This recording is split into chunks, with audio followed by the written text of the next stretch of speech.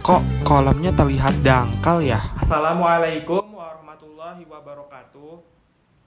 Perkenalkan, nama saya Muhammad Raif Ramdan dengan NIM 1917120 dari Universitas Islam Negeri Sultan Maulana Hasanuddin Banten, jurusan Biologi angkatan 2019.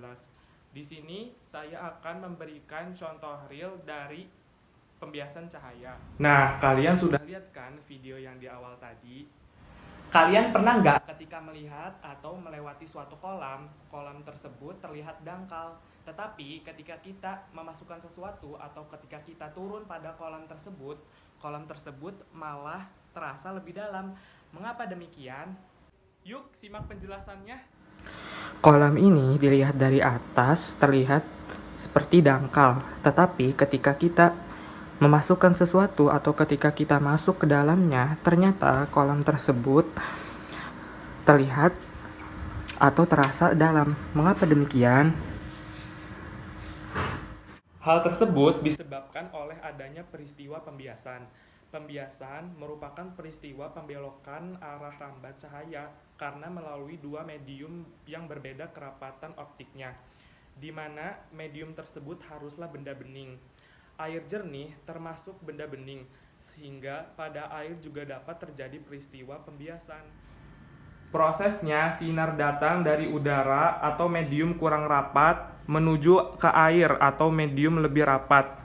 Akan dibiaskan mendekati garis normal dalam proses pembiasan cahaya berlangsung di dalam kolam. Sehingga yang terlihat sebagai dasar kolam merupakan bayangan dasar kolam, bukan sasaran kolam yang aslinya. Kita dapat melihat bagian dasar air karena cahaya dari dasar air tersebut terpantul ke mata kita. Dalam hal ini, cahaya merambat di dalam air, kemudian keluar menuju udara hingga akhirnya sampai ke mata kita. Cahaya merambat lebih rambat di air daripada di udara, karena air merupakan medium yang lebih rapat daripada udara. Perbedaan kecepatan di kedua medium ini mengakibatkan cahaya berbelok ketika melewati batas antara keduanya. Dalam ilmu fisika, fenomena ini disebut refraksi cahaya. Yuk perhatikan gambar berikut ini. Sinar datang 1 dan 2 berasal dari dasar kolam menuju ke permukaan air dan oleh udara.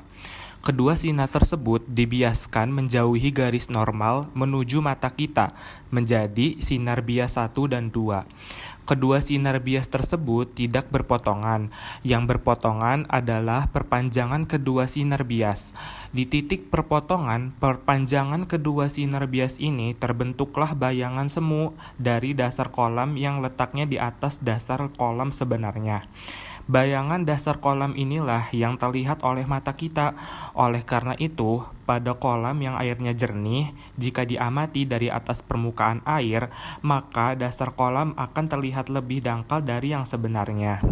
Nah, sekarang sudah tahu kan kenapa kolam dari atas terlihat lebih dangkal? Itu karena adanya peristiwa pembiasan cahaya. Mungkin hanya itu saja yang bisa saya sampaikan. Kurang lebihnya mohon maaf. Wassalamualaikum warahmatullahi wabarakatuh.